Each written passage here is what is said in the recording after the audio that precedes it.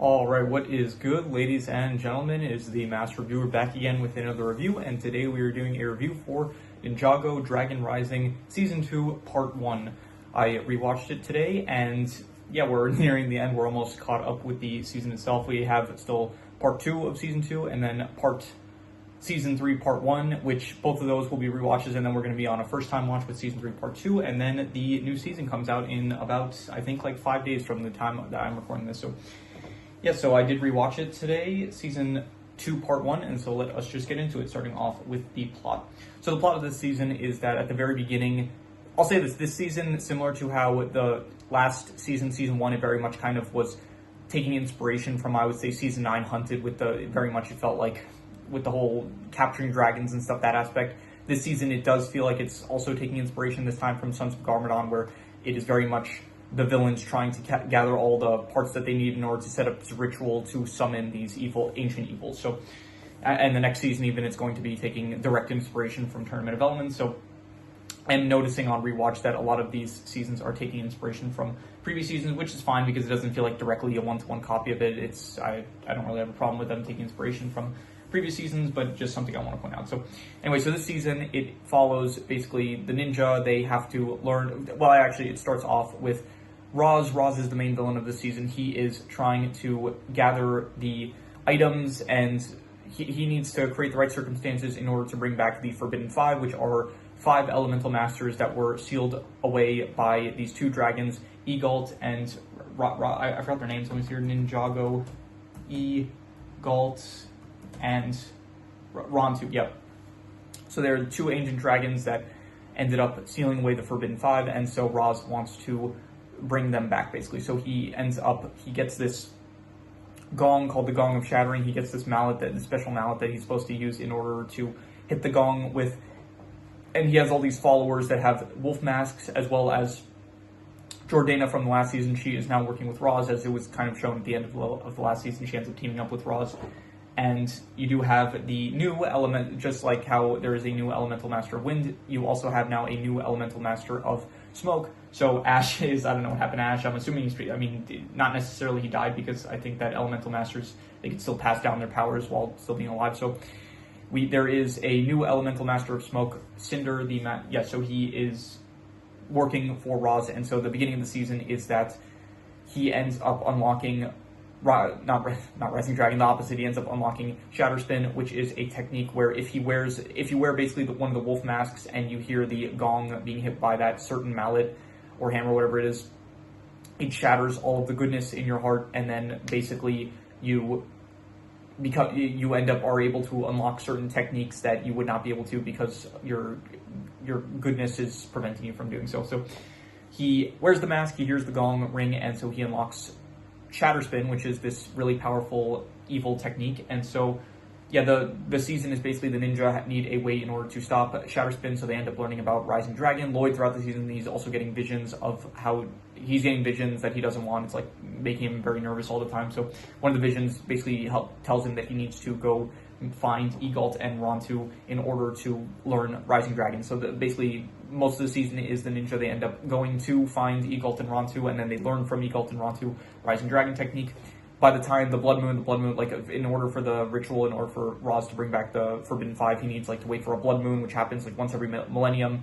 He needs, like, 5 people that are pure of heart. He needs, like, the gong. He needs, like, wolf masks involved and stuff. There's all these, like, factors that he needs. So anyway, so basically the ninja, they're trying to learn Rising Dragon technique, while the main ninja, as in, like, Lloyd, Kai, Nia, Erin, Sora, Wildfire, all of them, Ryu, they're all learning Rising Dragon technique. Meanwhile, Zane and Cole, this season is kind of split into like 2 parts, where it's just basically those ninja initially named, and then Zane and Cole, they end up kind of, well, not at first, but then Cole leaves the Land of Lost Things along with Geo and the rest of the Foundlings. And so, what they call the Foundlings, I don't remember if they're called the Foundlings. Let me see here. Ninjago, Land of Lost Things, Foundlings? I'm not sure. Foundlings. Let's see if this comes up with the results. And let's see here. Finders, not find. I don't know where I got Foundlings from. That's from something else, but I don't know what I'm thinking of So anyway, so yeah, Cole ends up making it to the monastery with the Finders, and then he reunites with Zane, and then so the other half of the side plot besides what's going on with, I guess, either Roz and the villains as well as the main ninja. I mean, they are main ninja, but the other ninja, I guess. So Zane and Cole, they are with Bonzel being one of the Finders that we were introduced to in the last season. So it's revealed that she's like actually a spell, and so that is why Roz is trying to get her, because Roz also needs her in order to be able to open the gateway between Ninjago and where the place that the Forbidden Five were kept at. So that is what's going on, and yeah, then I'm going to skip ahead, but basically you have, by the end of the season, Roz is planning to do his whole ritual. He gets pretty much all of the stuff he needs. He gets Bonzel, he has the blood moon is occurring and stuff, and yeah, the final confrontation happens. The ninja, they end up trying to thwart Roz's plan, and they manage to do so to a certain extent. However, in the process, Kai ends up getting knocked into the portal, and so Kai becomes one of the sacrifices for one of the Forbidden Five, which ends up freeing Noct. So he ends up escaping, but then Bonzel basically fights off Jordana, and then she closes the portal so the portal's closed. So one of the Forbidden Five escaped, the rest didn't. However, Kai and Bonzel are currently trapped in this realm with the other Forbidden Five, and so yeah, that is where the season ends. And so yeah, overall I give the plot, I would say probably I give the plot like a 3 out of 5. I would say it's all right, but it is definitely, once again, it does feel like it is kind of taking direct inspiration from Sons of Garmadon, and I think that, you know, it's fine, but it's all right, but I don't know, just maybe I don't like the fact that they're kind of reusing a similar plot to Sons of Garmadon. Maybe I think that, like, okay, we've already seen this kind of thing before, but even so, I think that my favorite part about this season, we'll get to that actually with the best part, but yeah, it was an alright plot, but definitely, I don't know, not just as good as some of the previous seasons. Anyway, the characters, there are pretty much all the same characters as usual, with a few new ones. You have first of all, you have Egalt and Rontu, as well as you also have, let me see here, Ninjago, Gandalaria. Yeah, she is a new character that ends up, she's like with the whole Zane and Cole side plot for the entire season. And I like her. I think that she is a nice addition. She is from Mysteria. She's like a wizard, so kind of similar to Fungus from Master of the Mountain. However, she is just basically, similar character type to that of like being a wizard and stuff, but she is like a different flavor of, I guess, the wizard archetype. So yeah, I think that she is a fun, nice addition, and I would say, but besides her, I keep forgetting the dragon names, Ninjago, Egalt, and Rontu. So they are also good, I would say. I do like Egalt kind of being hesitant to train humans, and I guess Rontu not being as hesitant, but I do like Egalt a bit more because he has that like kind of conflict. He's also sick, and he ends up, I like the part where it's like Wildfire is trying to comfort him. I thought that was good. So overall, the character, but besides them, Cinder is also a new addition. He is the new elemental master of smoke, and he's not like the most prominent, honestly, for how big of a role he plays. Like, I feel like we should have seen a bit more of him, but we also have like no backstory to him at the moment, and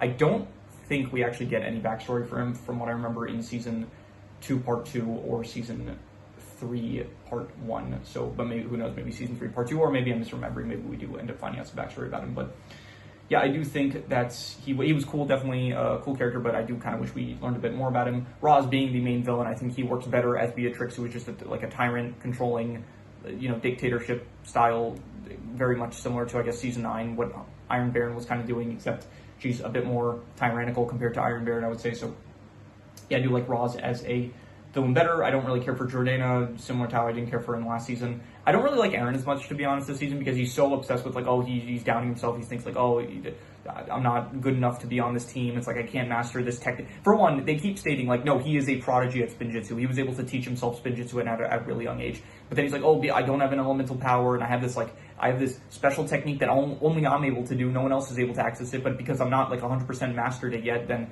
I feel like I'm a detriment to the team, because he can't do his, like, thing where he transfers Spinjitzu to objects. And it's fine, like, to do that a bit, but he does it so constantly throughout. It's like the only thing about his character this season, and it just gets really annoying. So I don't really like Aaron as much this season, and I guess it's like a bit better. I know in the coming seasons he does end up kind of spoiler alert, but he does end up joining Lord Roz and training under him. So I think when he gets to that aspect of his character arc, I think that is kind of more interesting, because at least at this point he's like not doubting himself. He's like, okay, this isn't working, I'm going to try like this other method. So I do think that is a bit better, but at this point in the story, it's just like I'm just getting annoyed by it. So yeah, the rest of the characters, it's nice that we got to see a bit more of Cole, nice that we got to see a bit more of Zane as well. They were not as prominent in the last season, and this season they do play a bigger role, which I do appreciate. We do get another kind of cameo from Jay, which is nice to see, and I do know that in the next season he's going to become a lot more prominent, so great, can't wait to see that. And yeah, Kai and Nia, they're fine, not that big of a role. Lloyd, he's also a bit kind of one note where it's just the entire time he's afraid of like these visions that he's getting, so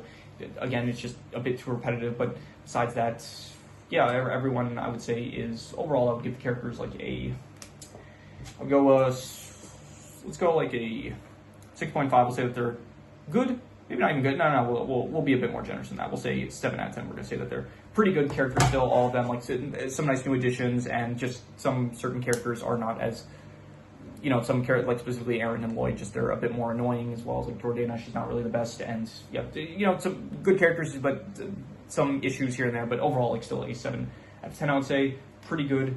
And yeah, I felt like there was something else I wanted to say about the characters, but I can't remember at the moment, so let us just go on to the settings. The settings we have, let's see here, we have Cloud Kingdom, which I don't really care for it that much. Like, it was fine in the first season, but it's just a pretty small, plain setting that is just not that interesting.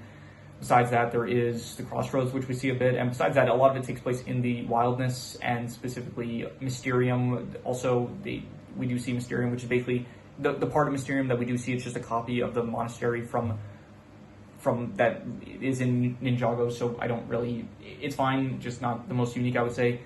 But the Wildness it's a fine setting, I would say. I don't really have any issues with any of the settings. I would say that it is all, I'll go like and then there is also the area that the ninja train to learn Dragon Rising technique at Egalt and Rontu's area, so I'll go like a 5.5 for the settings. They're decent, but I don't really think anything too highly of them. So in terms of the art style is, the regular 6.5 maybe. For some reason this season it did look like, if any, I did notice that there were a few moments where it did look a bit worse than usual, like more towards the start, but maybe I was just looking into it too much. So I'm just gonna go 6.5. It was mostly good, I would say, but for some reason there were a few specific moments where it did look off to me for some reason. So yeah, in terms of action, I really like the action this season. For one, I think that Dragon Rising, I don't like Dragon Rising as much as Shatterspin. It just looks kind of cooler as like a more corrupt version of Spinjitzu, which I think is pretty cool. Dragon Rising is kind of just like Spinjitzu that kind of makes the ninja turn into these dragons that kind of fly around a bit and shoot like elemental projections, like their elemental powers out of it. So that was fine, but I didn't like it as much as Shatterspin. I thought was cooler, and the fight scenes definitely. I thought, first of all, the Master of Smoke is a very cool elemental master, like Cinder using his smoke powers and stuff. I thought that there were some really cool fight scenes, as well as, like I said in the last season, I really like the camera angles that they have for the fight scenes in Dragon Rising, and I do think that that just continues with this season, where there are a lot of cool camera angles for the fight scenes, which I did think work very well, as well as, what else is there? There is also the ninja, they get grapplers, which are not as much action really, but they're used for, like, I guess, action sequences. So I did think that the grapplers that Sora makes for all of the ninja, I thought that those were pretty cool. And by the way, I just remembered now I wanted to say something else about the characters. I do want to say that Wildfire, she also kind of goes through this arc of like learning that it's important to rest in order to make sure that it was like a kind of a obvious arc, like, oh, you should rest if you're injured in order to heal so that you can get back to like training and stuff. But the Wildfire was like, no, I want to train. I don't want to wait for my injury to heal. So yeah, I was trying to remember that earlier and I couldn't remember it. Now I remembered it, so I'm just bringing it up. So that was fine, I guess.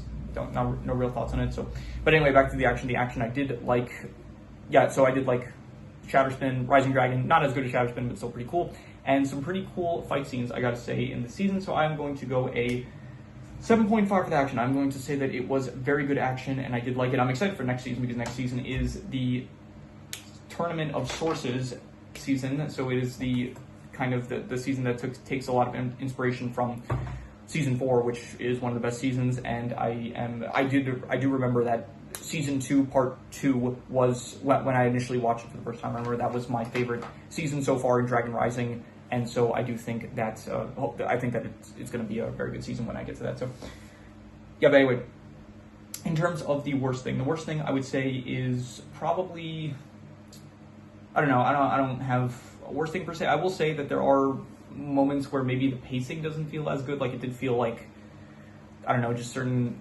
things felt like it was maybe taking too long, and then other things maybe felt like it was like going too fast. So the pacing didn't feel the greatest this season. However, I can't really, I don't know, it's difficult for me to always say like the pacing, because unless I can think of a specific instance where that's the case, then it feels like disingenuous for me to say that if I can't come up with, like, usually if I'm rating something, I want to come up with like an example for what I'm talking about. Otherwise it just, I guess I don't have to, because ultimately this is just like my opinion on the thing, and I don't really have to justify why I think the way that I do for like these scores I'm giving. But I don't know, even so, I want to kind of justify my choices for what I'm, like, if I'm giving if I'm saying, oh, this thing is good or bad, it's like I want to give concrete evidence to support my claim, I guess. I don't know. Anyway, so I'm not gonna say the pacing. Maybe it was just that honestly, maybe it's just because I'm doing binges for these, so because it might just be I get a bit burnt out from it. So I'm not gonna say it's the pacing. I will say that the worst thing was probably anything specific. I don't know. Nothing really comes to mind, to be honest. I guess maybe just, you know what, fine. I'll say the Aaron thing. I'll say the Aaron thing, as well as the Lloyd bits. It gets a bit repetitive with like their one thing this season of Lloyd being afraid of the visions, which, okay, for that it's a bit more forgiving, because I guess that would be kind of scary. But even so, you know, it's a bit repetitive that we keep seeing it. And then I would say the Aaron bits where it's like he's doubting himself constantly. So I would say that was not good, and I didn't really like it. So yeah, 4.5 for that, I would say. In terms of the best thing, I would say the best thing is probably, I'll reuse the action. The action was my favorite bit. Let's see here. Actually, maybe not even the action. You know what? I really like the Cole, Zane, and Gandalaria bits this season. I did like that side plot a lot more. I also like the main ninja stuff, like with where they're learning Rising Dragon, and then also towards the end where they're actually fighting Roz, I guess, to stop the ritual. But for some reason, I really enjoyed the Zane, Cole, and Gandalaria plotline. I thought that was pretty fun, I would say. So I would give that like I'd give that like a 7, though, to be honest, and I guess the top score was a 7.5 for the action, so I guess I'll just use the action as my favorite. I still don't really know what to do about that in the case where it's like, oh, something comes to mind as my favorite thing, but when thinking about what I would rate it, it ends up being like a lower score than something else I already rated, so I'm not really sure what to do in those instances. So, like, I don't really want to give the lower score as the best, because if there is a higher score that I ended up rating, then it just makes more sense to me to rate the higher thing. So, yeah, so I don't know, I'll think about what to do about that. But in the meantime, I'm just going to say that the best score was the action, which was a 7.5. And it was very good action, definitely. I did like pretty much all the action sequences. Also the mechs. I think the mechs this season, they do have like a new feature where the mechs, they can kind of condense into these shields that the ninja can put on their backs. And so I think that's like a cool detail. So also the mech that Kai uses, like the hook mech, I think that's actually a really cool mech design. So definitely pretty cool action and action tools, I guess. So but yeah, that is all of the scores, so I'm going to do the calculations. So King Crimson. All right, so it ends up coming out to about a 6.5, which would be good, but to be honest, I think I'd give it a bit lower than that. I think I would give it like probably a 6 out of 10, I would say. I think it's like above average, but yeah, I don't know. It wasn't as, I mean, it's about like on the same level. I don't remember at this point what I rated season 1, part 1 or 2, but I do think I think I gave season 1, part 2 a higher score than season 1, part 1.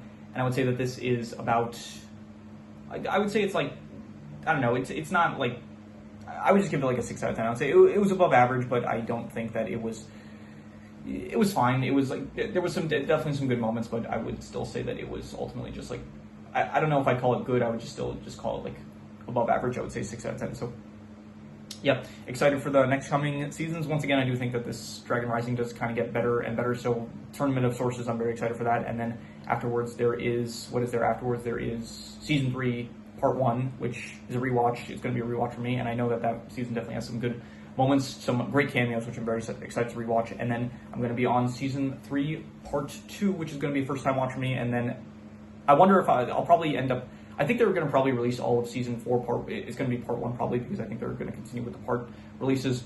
So I think that season 4 part 1 is going to probably release all on the same day. So I think that I will probably, I don't know if I'll catch up by then, but hopefully we will. So yeah, hopefully we'll be all caught up like by the time, and then I'll review season 4 part, I'll watch it, and then I'll review it, and then I'll do all the rankings, I guess, for Ninjago. That'll be fun. That's going to be I have a lot of mind, and there are going to be some pretty long ones, I'm assuming, because of how many seasons there are. So, but yeah, that is pretty much all there is to it. So ultimately, I give it probably a 6 out of 10. I think it's an above average, but still, yeah, just above average, I would say. So, but yeah, that is pretty much all there is to it. So if you have any recommendations, any shows, movies, video game stories, anime, manga, web series, anything that you want me to review, leave it in the comments, and I will maybe possibly check it out. With that said, that is pretty much all there is to it. So let's leave it at that.